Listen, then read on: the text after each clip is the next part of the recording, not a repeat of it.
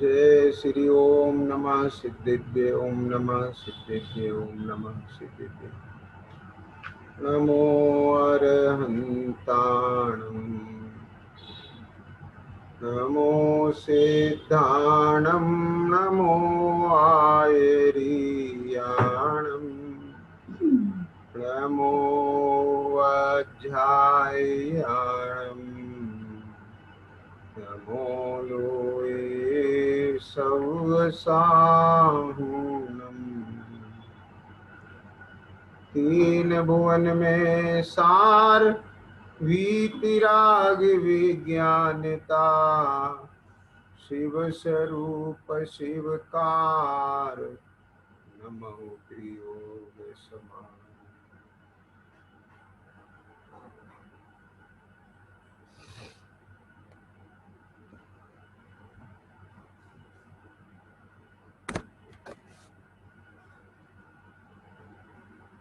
यह छैड़ाला जी ग्रंथ है और पहली ढाल में 4 गति के दुखों का वर्णन पंडित दौलत राम जी ने किया है। इसमें तिर्यंच गति में त्रस पर्याय की दुर्लभता और उसका दुख ये चर्चा कल की थी कि जिस प्रकार से किसी को चिंतामणि रत्न मिल जाए उसके लिए उसकी कितनी कीमत होती है, अर्थात इस लोक में चिंतामणि रत्न का मिलना कितना दुर्लभ है। इसी प्रकार से स्थावर पर्याय से त्रस पर्याय का मिलना उतना ही दुर्लभ है। यद्यपि त्रस पर्याय में 2 इंद्री 3 इंद्री ये जो पर्याय हैं ये बहुत ऐसी पर्याय हैं लट पिपिल आदि की, ख्याल में आया ना। लेकिन इसमें वो 2 इंद्री पर्याय जो लट हो जाती है चावल आदि में, उस पर्याय का मिलना भी चिंतामणि रत्न के समान दुर्लभ है, क्योंकि इस जीव का बहुत काल तो एकेंद्रीय पर्याय में ही बीतता है। ख्याल में आया ना। अब उसमें फिर 2 इंद्रिय आदि जो पर्याय है उस पर्याय में ये जीव कितना दुख उठाता है ये आपन देख सकते हैं कि जैसे लट है वो रसना इंद्री की लोलुपी है। इसके बाद जो 3 इंद्री जीव है वह 3 इंद्री जीव चिंटी वो घ्राण इंद्री भी उसको मिल जाती है। स्पर्शन रसना और घ्राण ये भी उसे मिल जाती है। इसके अलावा जो 4 इंद्रिय जीव है भौरा आदि उसको चक्षु इंद्रिय भी मिल जाती है और जो संगी पंचेंद्रिय जीव हैं उन्हें कर्ण इंद्रिय भी मिल जाती है और मन भी मिल जाता है। असंगी को मन नहीं मिलता, उसकी चर्चा भी 7वें छंद में अपन करेंगे। तो यहाँ पर तो 4 इंद्रिय जीवों तक की चर्चा इस 6ठे छंद में की है। अब इनका जो दुख है, धर धर मरियो सही बहु पीर, कितनी पीड़ा सहते हैं ये। अब आप देखें कि जो 2 इंद्रिय जीव है वो रसना इंद्री के वशीभूत होकर, मछली आदि है ना, वो रसना इंद्री की लोलुपता में जाल में फंस जाती है। और आप देखो इस जगत में कितनी क्रूरता है, कितनी तड़पती है वो। जब मछुआरा जाल में मछलियों को फंसाता है और फिर उन पर कैसे कैसे अत्याचार होते हैं, वो यहाँ अपने करने में भी दिव्या अपन कह नहीं पाएंगे और सुन नहीं पाएंगे। ये तो आप और हम अपने ज्ञान में ले लो, जाकर के देखो कि वो इन जीवों पर क्या बीतता है। कल में आया चिंटी के दुख देखो कैसे भगी फिर रही है, भौरा आदि देखो ये क्या स्थिति है उसकी। ख्याल में आया।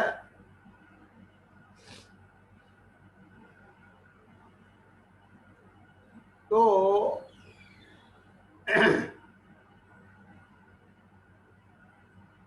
इसमें क्या कहते हैं कि पतंगा बार बार कैसा लाइट पर, दीपक पर, रोशनी पर कैसा तड़प तड़प करके गिरता है। तो एक चीज अपने को ध्यान रखना चाहिए, देखना चाहिए कि अनावश्यक इतनी लाइटिंग ना करें। ये दीपक आदि ऐसे जिनमें वो जीव गिर गिर करके मरते हैं, तो यानी अपने से जितना बन सके ये 2 इंद्री, 3 इंद्री, 4 इंद्री इन जीवों के लिए अपने चित्त में दया भाव रखना। देखो अपन ने तो उस पर्याय में जो दुख सहे हैं और वो जीव भी उस पर्याय में जो दुख और पीड़ा सह रहे हैं वो ठीक है, लेकिन फिर भी अपने आयतनाचार से, अपने प्रमाद से, ख्याल में आया ना, अपन ये सावधानी रखें कि अपने प्रमाद से, अयतनाचार से उन जीवों का घात ना हो, वो अनावश्यक रूप से पीड़ित ना हो। अपन यही कर सकते हैं। तीर्थंकर आदि भी यही उपकार करे हैं। ख्याल में आया ना। ये मोक्षवार प्रकाशक जी में पंडित जी ने भी ये लाइन उद्धृत की है कि जो जीव उपदेश के पात्र नहीं हैं उनका कल्याण कैसे करते हैं। जो जीव उपदेश के पात्र हैं उन्हें यह बताकर कि ये 5 स्थावर हैं और साधारण वनस्पति में ये निगोदिया जीव हैं, बहुराशि है, और ये 2 इंद्री, 3 इंद्री, ये जो विकलत तरह के जीव हैं, अपने को इनमें अपने जैसा जो भगवान बनने की सामर्थ्य वाला, जिसमें अपने जैसे अनंत गुण धर्म शक्ति है, अपने जैसा जीव है, वो इन पर्यायों में इस सूक्ष्म अवगाहना के द्वारा वो वहां पर जन्म मरण कर रहा है। जन्म मरण कर रहा है माने वो कर्मोपाधि जनित जन्म मरण जो हो रहा है उसमें उस दुख का अनुभव कर रहा है। ख्याल में आ गया ना, ये समझिए। तो कहने का आशय ये है कि ये जो 6वें छंद में रस पर्याय की दुर्लभता के साथ साथ उसके दुख की बात की है, तो इसमें अपने को इस प्रकार से देखकर उन जीवों के प्रति तो दया करना ही, लेकिन अब इस बात से अपने को बहुत सजग होना कि अब मुझे ये जो अवसर मिला है, इस अवसर में मैं जिनवाणी का अभ्यास करके, तत्वों का निर्णय करके पंच परावर्तन का अभाव करूंगा। अब बिल्कुल अपना कोई भी समय प्रमाद और लापरवाही से व्यतीत नहीं करूंगा। तो अब इसी प्रेरणा के साथ में और भावना के साथ में अब अपन 7वें छंद की चर्चा करते हैं। कबहू पंचेन्द्रिय पशु भयो, मन बिन निपट अज्ञानी थयो, सिंहादिक सैनीय क्रूर, निबल पशु हति खाए भूर।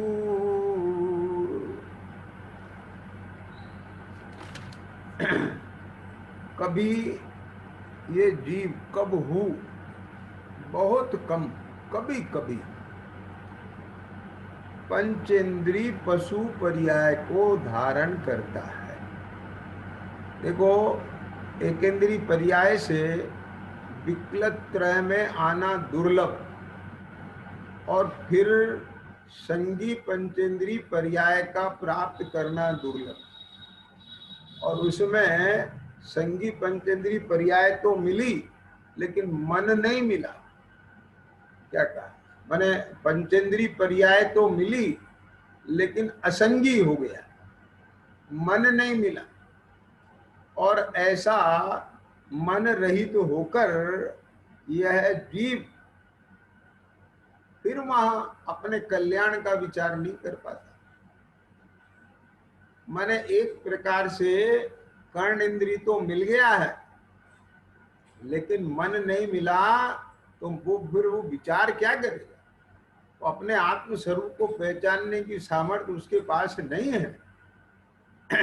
तो इस प्रकार असैनी रह करके भी यह निपट अज्ञानी ही बना रहा। अब अगर कभी संगीपना भी मिल गया तो क्रूर सिंह पर्याय मिल गई। ख्याल में आया? ऐसा अजगर बन गया, शेर बन गया, चीता बन गया, भालू बन गया, ये बड़े क्रूर हैं। ख्याल में आया?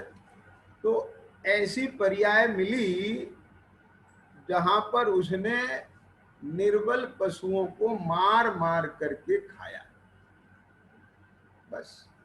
और क्या किया वहां, है ना? अब आप देखिए, जो बलवान पक्षी होते हैं आकाश में उड़ रहे हैं और छोटी मोटी चिड़िया हैं, उन्हें वही पकड़ लेते हैं। चील है, ये ऐसे शिकार करती है। गिद्ध है, तो ये अपने से छोटे पक्षियों को मार मार के खाते हैं। जल में मछली आदि हैं, उन्हें बड़े बड़े मगरमच्छ निगल जाते हैं। ख्याल में आया? जो थल है, अपन ने आकाश की बात करी है प्रियंच में, और जो जल की बात की है, अब थल है, भूमि पर विचरण करने वाले शेर आदि, ये सब क्या करते हैं? ये कमजोर हिरण आदि पशुओं को अपना शिकार बनाते हैं। अब आप सोचो, आगे आगे हिरण भाग रहा है, उसके पीछे शेर भाग रहा है, हिरण को दिख रहा है कि तेरे पीछे मौत आ रही है। तो अपन विचार करो, उसके मन से देखें, उसके हृदय से देखें, उसके परिणामों में कितनी आकुलता होगी। एक तरफ उसे अपने बचने की आशा नहीं है, मृत्यु का भय है, दूसरी तरफ अपने बच्चों की चिंता है। अब वो हिरनी है ना, अब उसके बच्चे उसकी बाट देख रहे हैं, अब पीछे शेर पड़ा है, ख्याल में आ गया। तो अब वहां उसके मनोभाव देखो कितना दुखी है वो। बस अब भयभीत, जंगल में पशु भयभीत रहते, ख्याल में आया, उनको हर समय ये भय रहता है तेरे से ज्यादा बलवान। अब अपन तो नहीं जानते उनकी कितने कितनी उनकी जाति प्रजाति जंगलों में आप देखो बहुत है। अपन तो ये 10 20 50 100 चित्र देखते हैं, उनके नाम अता पता है अपने को, लेकिन हजारों हैं आप देखें तो। ख्याल में आया। तो इस प्रकार से ऐसे ऐसे ऐसे आकार और प्रकार के जंगली पशु हैं, पक्षी हैं, जलचर जीव हैं, अपने कभी देखे नहीं है, उनके नाम नहीं सुने। ऐसी पर्याय में यह आत्मा अनेकों बार गया और वहां अपने से कमजोर पशुओं को मार मार के खाया और इसी में इसका पूरा जीवन बीत गया।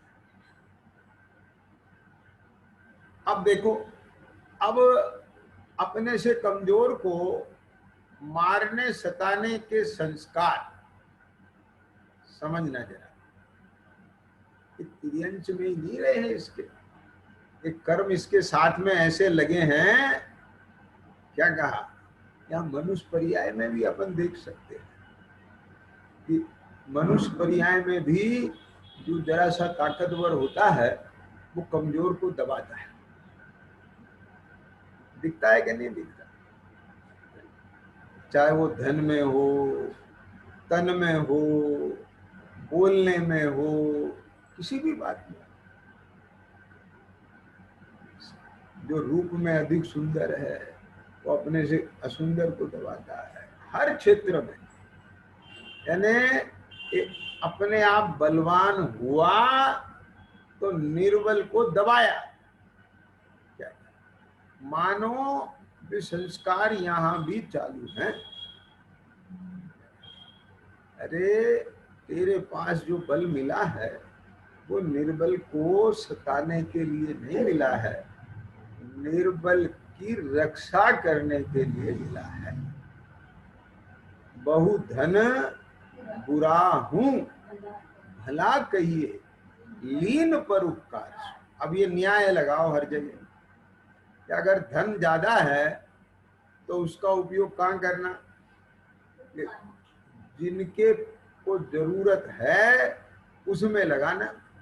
तेरे पास तन बल ज्यादा है तो शरीर के बल का उपयोग ऐसी जगह करना जिससे दूसरों को उसका सहयोग मिल सके। तेरे पास में बोलने की कला है तो अपने बोलने की कला से इस प्रकार उपयोग करना कि जिससे दूसरों का उपकार हो सके। समझ गए ना? बोलने की चतुराई से दूसरों को ठगना नहीं, दूसरों को मोटिवेट करना, प्रेरित करना, उन्हें कल्याण का मार्ग बताना। आप समझिए ना?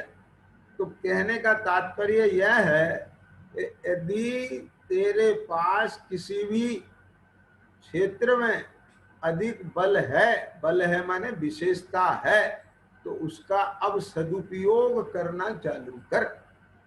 क्यों? क्योंकि कमजोर को दबाने में अपनी ताकत का इस्तेमाल करना ये तो अज्ञानी तिर्यंचों के संस्कार जैसा है। समझ आया कि नहीं आया? क्या बोला भैया? ये तो ऐसा समझना कि फिर तेरे में और उन पशुओं में क्या अंतर रहा? वे भी तो अपने से कमजोरों को दबा दबा करके अज्ञानता का जीवन जीते रहते हैं ना, और तूने भी यहाँ यही काम किया, तो फिर मतलब क्या रहा? है ना? तो इसलिए अपन तो ज्ञानी हो, अपन अपने को तो धर्म मिला है, सर्वज्ञ का शासन मिला है, अहिंसा परमो धर्म मिला है, तो अपन इससे लाभ उठाए, इससे प्रेरणा लें, इससे ज्ञान प्राप्त करें। तो यहाँ पर वो जीव जब तिर्यंत पर्याय में भी गया तो वहां तिर्यंत पर्याय में कितने भयंकर दुख इसने उठाए। अब जब बलवान रहा तो निर्बलों को मार मार के खाया, और जब कमजोर हुआ तो बलवान के द्वारा मारा गया। तो मरने और मारने में पूरा जीवन बीत जाता है। ध्यान देना, जंगल में जो तिर्यंच हैं, समझ गए ना, वे सब बाट देखते रहते हैं, चौकन्ने रहते हैं।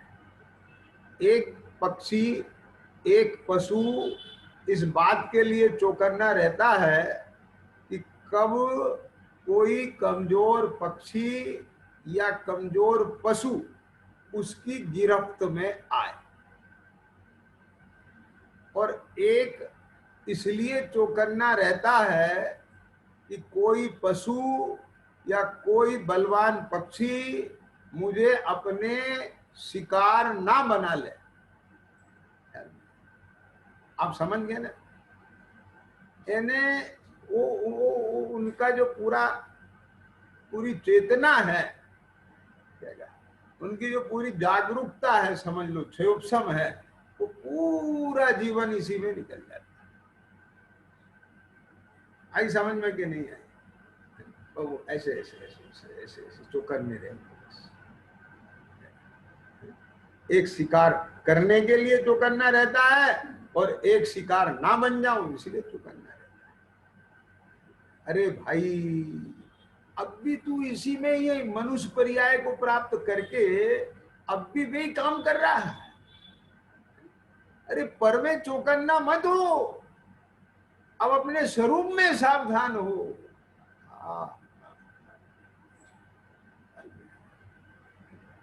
अरे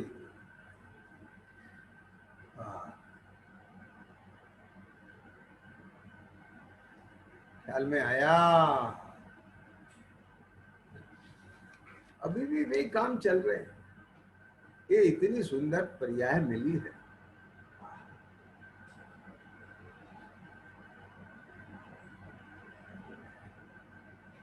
ऐसी दुर्लभ पर्याय मिली है, उत्तम कुल मिला है।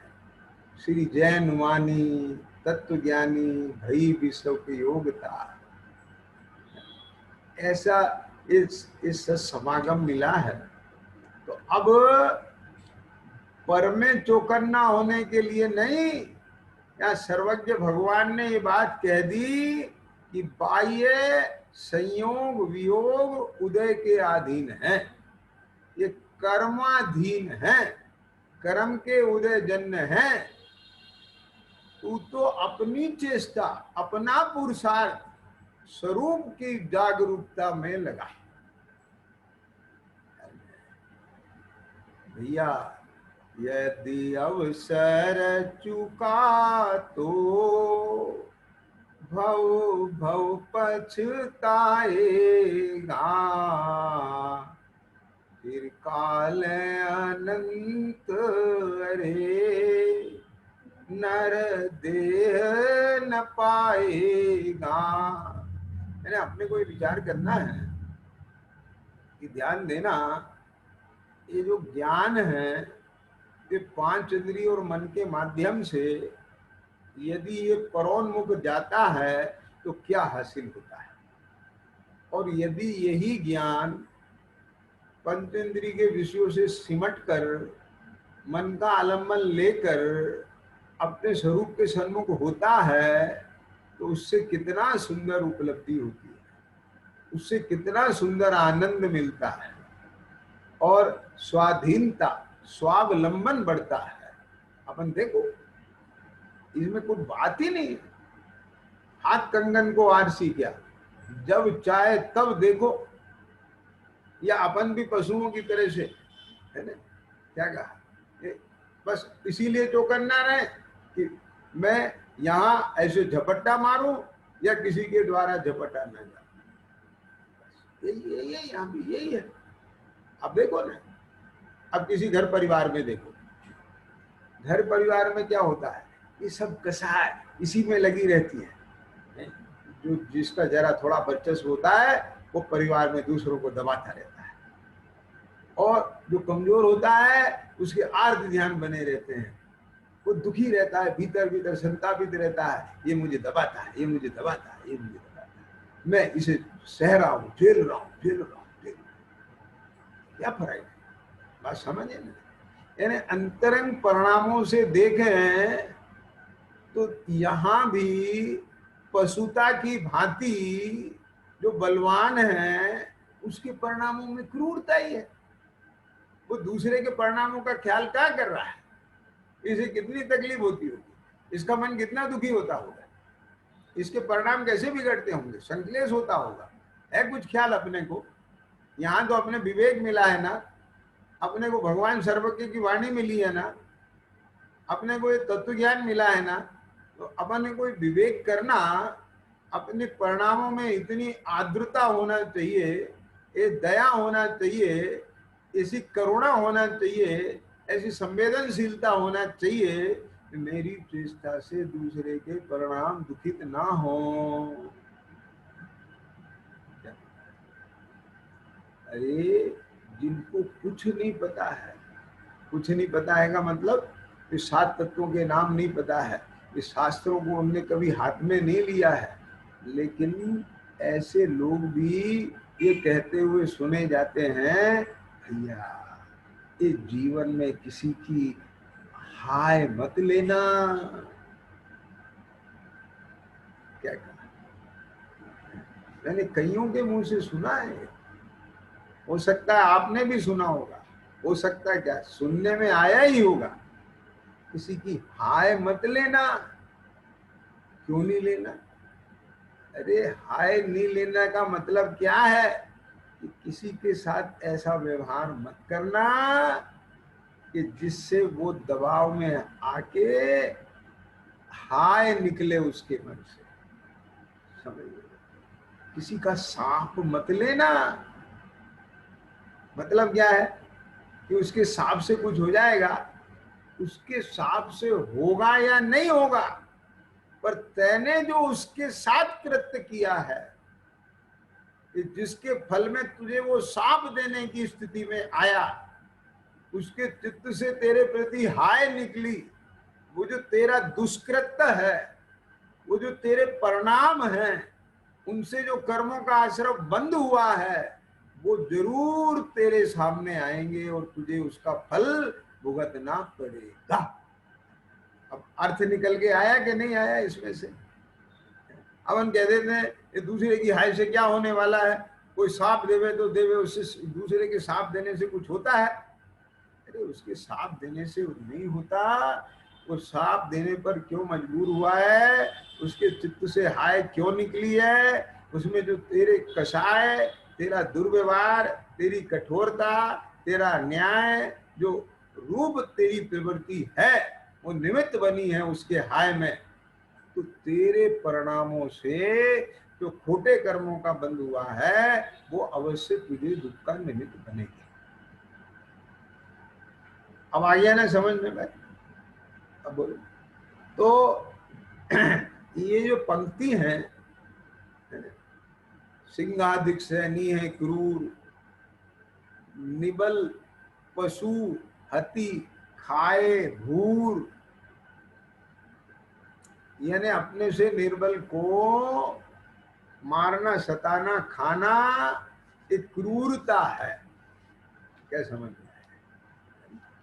तो यानी एक्सप्लॉइटेशन करना एक क्रूरता है, क्रूएलिटी है। ये ख्याल में आ गया कि नहीं आया? अब बोलो, समझ में आया ना? अब ये काम क्रूरता का एक केवल तिर्यन जगती के अज्ञानी पशु नहीं कर रहे हैं। क्या कहा? एक क्रूरता के काम इस सिंगी पंचेंद्री मनुष्य भी कर रहा है। क्या कहा?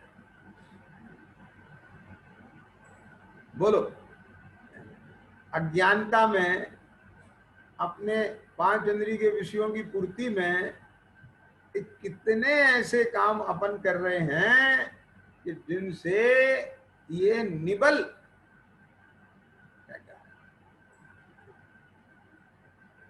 बलहीन ऐसे छोटे जीव घात को प्राप्त हो रहे हैं। अपनी प्राणों को से हाथ धो बैठते हैं, उनके प्राण जाते रहते हैं, वो दुखी होते हैं।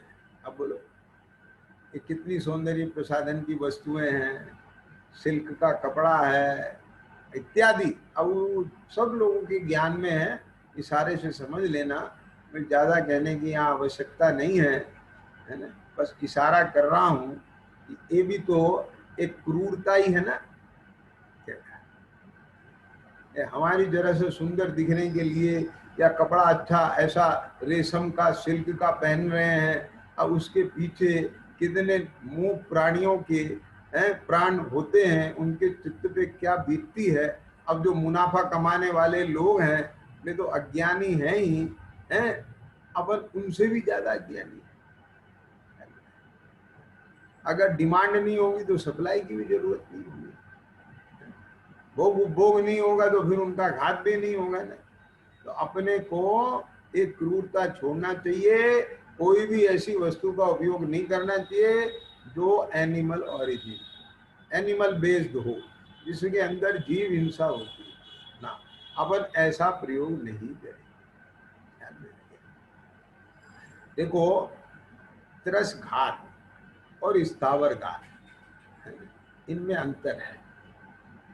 कल मैंने बात की थी, ये जो लकड़ी है ना, ये भी काय है।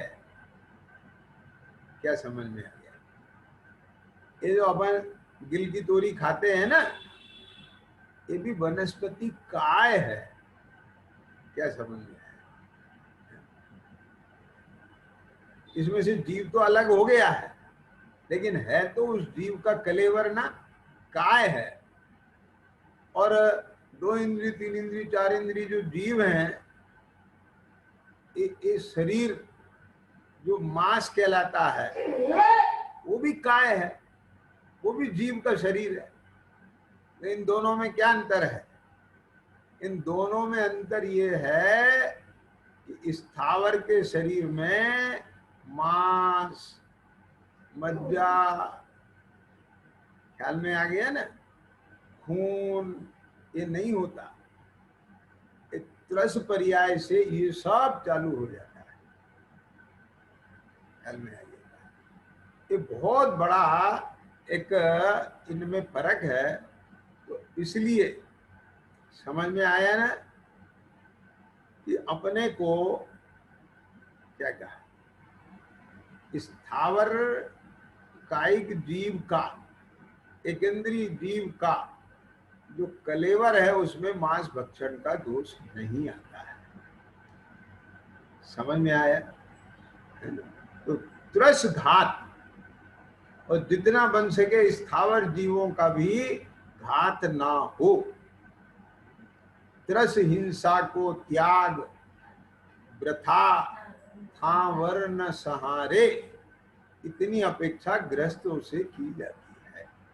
और मुनिराज तो 6 काय के जीवों के हिंसा के त्यागी होते हैं। ख्याल में आ गया ना? तो वो चर्चा आगे की ढाल में आएगी, लेकिन अभी मैं यहाँ से बात निकाल के कह रहा हूँ कि ये क्रूरता है अपने से निबल पशुओं को मार के खाना। तो क्या ये क्रूरता नहीं है अपने से कमजोर को सताना, मारना, दुख देना, उसका एक्सप्लॉइटेशन करना, उसकी कमजोरी का फायदा उठाना? ये सब भी क्रूरता ही है। ख्याल में आया ना? और इस जीव ने लोभाधिक के कारण से, कसायों की पूर्ति के कारण से अनादि काल से यही काम किया है। अपने से कमजोर को दबाया है, सताया है, मारा है, घात किया है, और जब ये कमजोर होता है तो अपने से बलवानों के द्वारा सताया जाता है, पीड़ित किया जाता है। आप देखिए यही होता है। बड़ा व्यापारी छोटे को खाता है और छोटा व्यापारी बड़े के द्वारा खाया जाता है। सभी यही मिलेगा। बात समझ गए नहीं? हाँ? ऐसा कुछ नहीं है कि जेठानी बड़ी होती है देवरानी छोटी होती है। अगर देवरानी का वर्चस्व ज्यादा है तो जेठानी को दबा के रखती है। ख्याल में आया कि नहीं आया? कुछ नहीं इन बातों में रखा है। हाँ। तो यहां पर तो ये सब जगह लगा लेना। तो क्या कहते हैं 8वें छंद में, कबहू आप भयो बलहीन सबलन करी खायो अति दीन। अब देखो जंगल में बलहीन पशु हैं, खरगोश बेचारा ख्याल में है। अब उसके पीछे शिकारी दौड़ रहा है और शिकारी के बाण से बचने के लिए खरगोश भागा। समझ गए? अजगर ने मुंह फाड़ लिया और बेचारे ने बिल समझ करके अंदर घुस गया और क्या समझ में ये हालत है।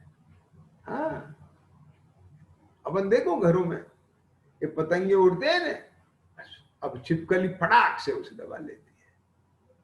क्या कितना अथिर जीवन, तिर्यंच गति के दुख कैसे भयानक। एक खरगोश जिसे अपने बचने की जगह समझ रहा है और वो उसकी मौत है। ओ, ओ, ओ, ओ। जंगल में बेचारा चूहा दूसरे से बच के भागा, अब उधर से चील आई, अब चपट के ले गई, बस खत्म हो गया। समझ में आया? हाँ।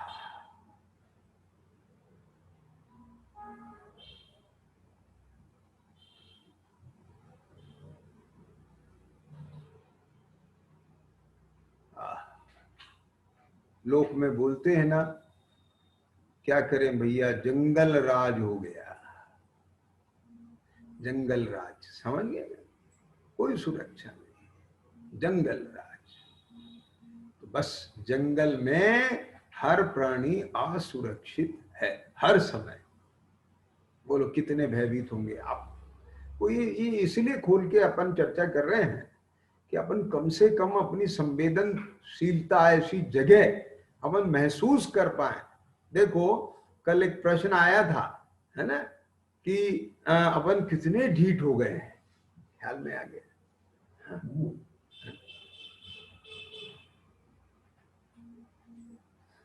एक प्रयोग है, हाँ, थोड़ी कठोरता सॉफ्ट हो सके, ढीठता कम हो सके, एक प्रयोग है।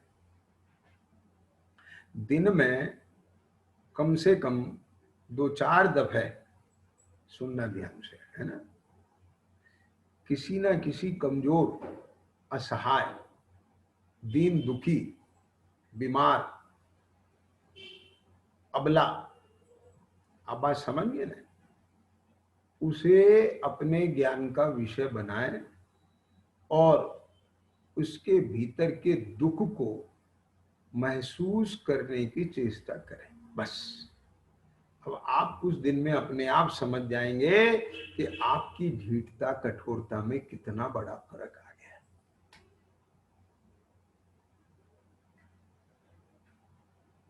बस देखो, जिस गाय का अपन दूध निकलवा करके पैसे दे के आके घट घट पीते हैं, वो उस गाय का जीवन 24 घंटे का उसका जीवन, कभी उस पर ख्याल जाता है कैसे बंधी रहती है,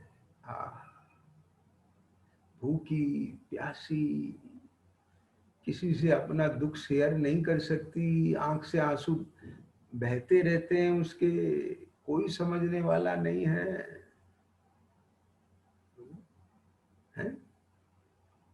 जिस गाय का अपन दूध पीते हैं, अपन ही कहाँ उसके मतलब क्या मतलब,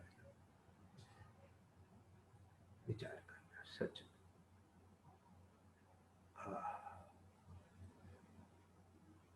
इसलिए यह हृदय इतना कठोर हो गया कि इसमें संवेदनशीलताएं सूख गई,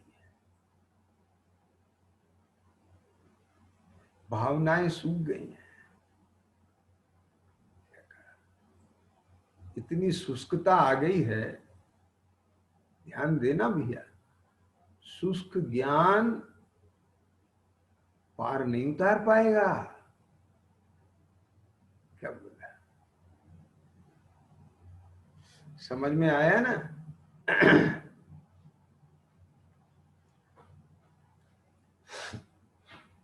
क्या कहा, मेरी बात को अदरवाइज नहीं लेना। एकांत अध्यात्म की चर्चा, एकांत अध्यात्म की वार्ता भी शुष्कता का कारण बन जाती है। ऐसा मैं ही नहीं कह रहा हूं, श्रीमद राजचंद जी ने भी लिखा है। क्या कहा, क्यों? क्योंकि उसमें तो पारमार्थिक कथन है ना। वहां तो एक जीव दूसरे जीव को न सुखी करता है, न दुखी करता है, न मारता है, न जिलाता है। वो मरता ही नहीं है वहां पर तो। ख्याल में है। और परमार्थ में जाके देखें, आत्मा 3 काल में दुखी होता ही नहीं है। ख्याल में आया? दुख उसका स्वरूप ही नहीं है।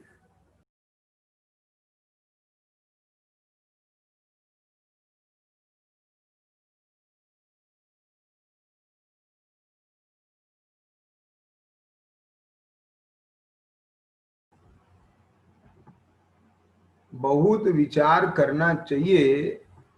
और ये जो अभी प्रयोग की बात कही है,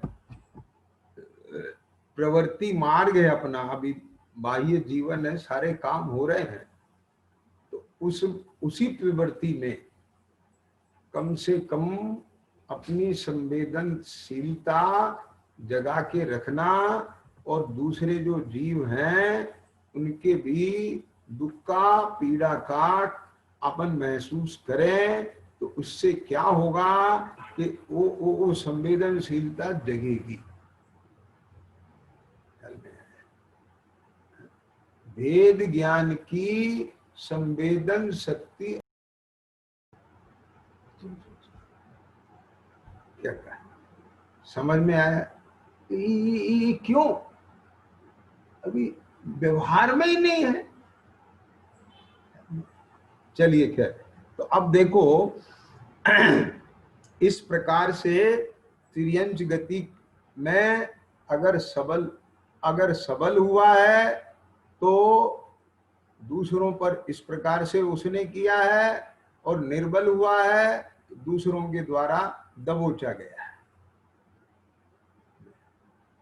इतना ही नहीं, छेदन भेदन भूख प्यास, भार वहन हिम आतप त्रास।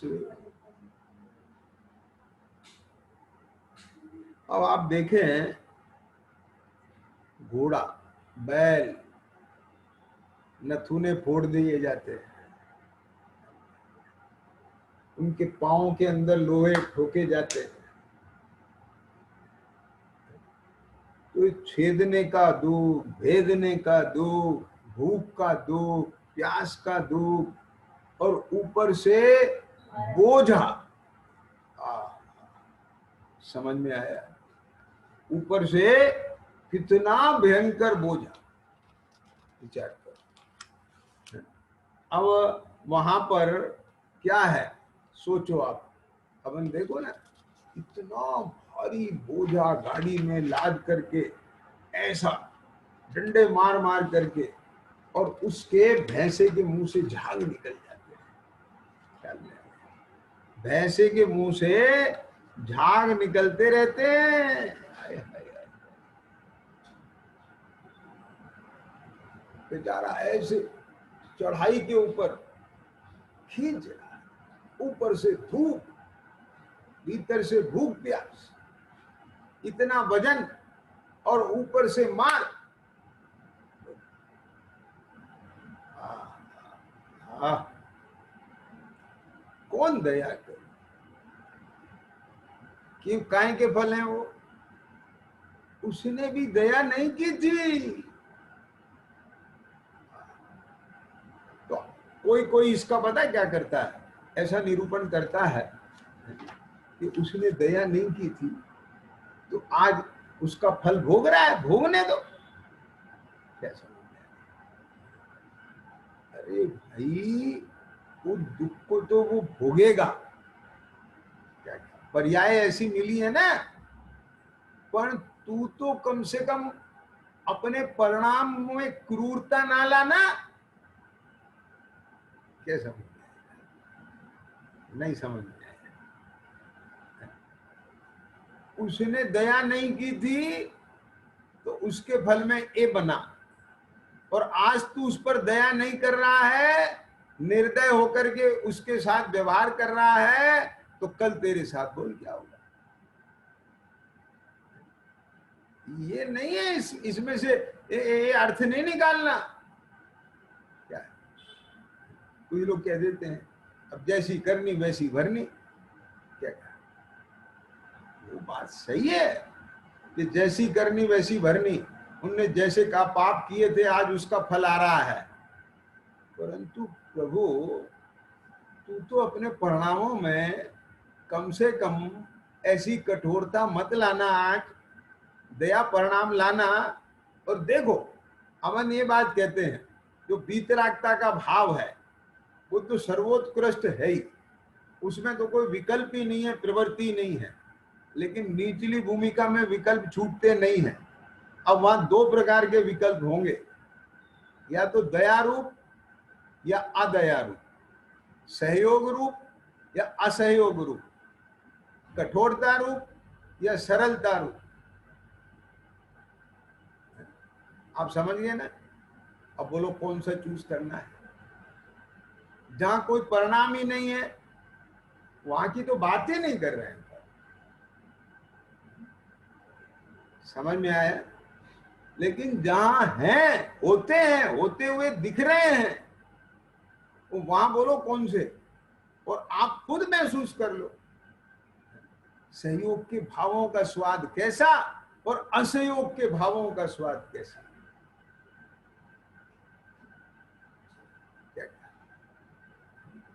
क्रूरता के भावों का स्वाद, अनुभव, वेदन कैसा,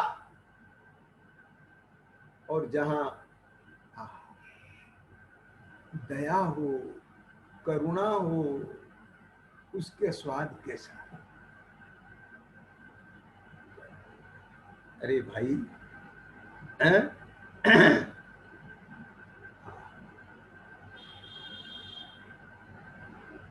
पशुओं को अनेक लोग तो जीव नहीं मानने को तैयार हैं, उन्हें जड़ कह देते हैं, जड़।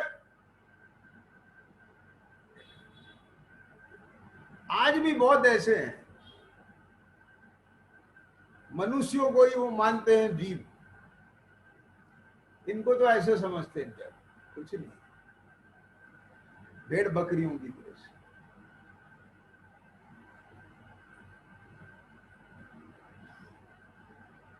या कहने का तात्पर्य यह है, ओहो, त्रियंच गति के दुख कितने भयंकर। यहाँ मनुष्य पर्याय में तो बहुत विवेक है, त्रियंचों में माता ही अपने बच्चों का भक्षण कर जाती है।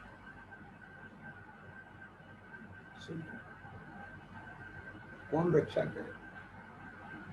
समझ में आया?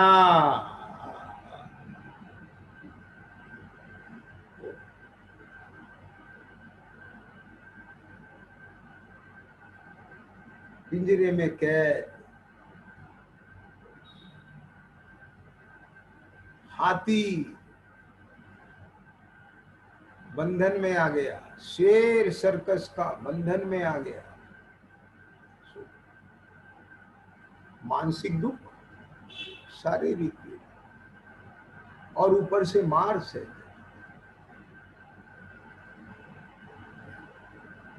उनकी मानसिकता ऐसी बना दी जाती है, शेर अपनी पावर भूल जाता है। वो ये समझता है कि ये जो कप्तान है ना, ये मेरे से ज्यादा ताकत है। हाथी, वो महावत अंकुश, उसकी मानसिकता ऐसी हो जाती, साइकोलॉजी, वो अंकुश को अपने से ज्यादा पावरफुल मानता। आप समझ नहीं पाते ये स्थिति है।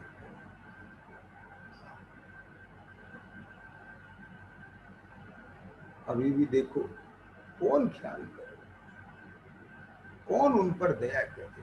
भूखे प्यासे चिल्लाते हुए पशु पक्षी घूम रहे हैं, फिर रहे हैं, बस प्राण गंवा देते हैं। समझ में आया? अशक्त हो गए, घाव हो गया। समझ गए? कोई कोई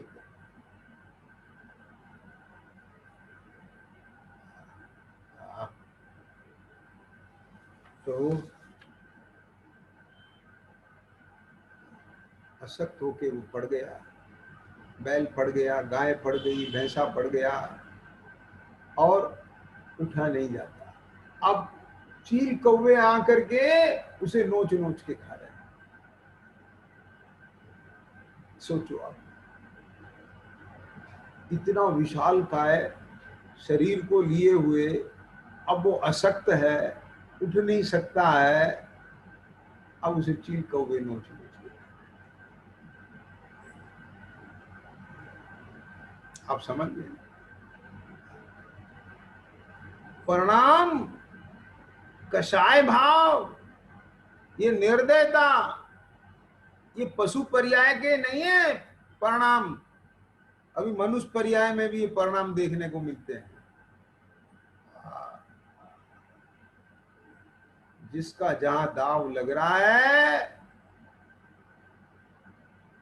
बहती गंगा में सब हाथ धो रहे हैं। ओ, आप समझिए ना, वो बेचारा पड़ा है, वो अपने नोच नोच के अपना आहार बना रहे। तो वो क्या है कि उन्हें मिल गया ना अवसर, और वो खा रहे हैं। तो यहाँ भी अपने को, अब वैसे नहीं खाते हैं तो इनडायरेक्ट, अरे मांस खाना ही थोड़ी होता है कुछ। देह में मगन ताई यही माख बको है। क्या समझ में आ गया? अरे दूसरे के प्राण पीड़ित करना, दुरुपयोग करना, अन्याय करना, उसके परिणामों में आहत पहुंचना, ये सब क्या है? मांस खाने से भी खतरनाक खेल है। क्या समझ में आई बात? शायद उसके शरीर से ये टूटा जाए, उसे इतना कष्ट नहीं होता जितनी मानसिक पीड़ा वो झेलता है। इसलिए अपना वर्तन कैसा होना चाहिए? अरे चर्चा चल रही है तिर्यंज गति के लिए, और चेतना है हमें। कैसे आप समझ गए कि नहीं? समझदार तो दूसरों को पिटता हुआ देख करके सुधर जाता है। क्या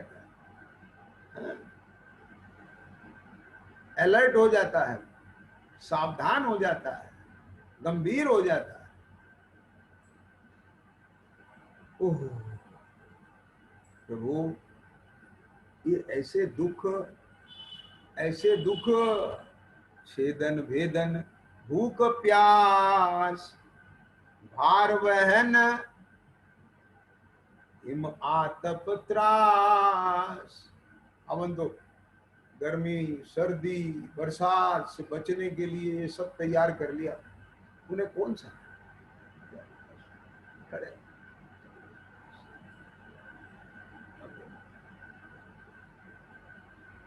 जीवन तो वे भी जी रहे ना। नहीं भाई, हाँ, कमल में मरे हुए भंवरे को देख करके चक्रवर्ती वज्रदंत विचार करते हैं। क्या बोला? कमल में मरा हुआ भंवरा देखा और विचार किया, ये भंवरा मरा क्यों? क्या बोला? ये भंवरा मरा क्यों? घ्राण इंद्री के लोभ से मरा है। इसने ये सोचा सवेरे तो कमल खिलेगा, रात भर जरा इसकी खुशबू में रह लूं मैं। ओ, ओ, अरे कोई हाथी आकर के उस कमल को अपना ग्रास बना लेता है तो मरण को प्राप्त होता है, रात भर उसमें मुंद जाता है तो मरण को प्राप्त होता है। अरे ये भंवरा तो नासिका इंद्री के लोभ से इस दशा को प्राप्त हुआ। और मैं इसे अज्ञानी कह रहा हूं।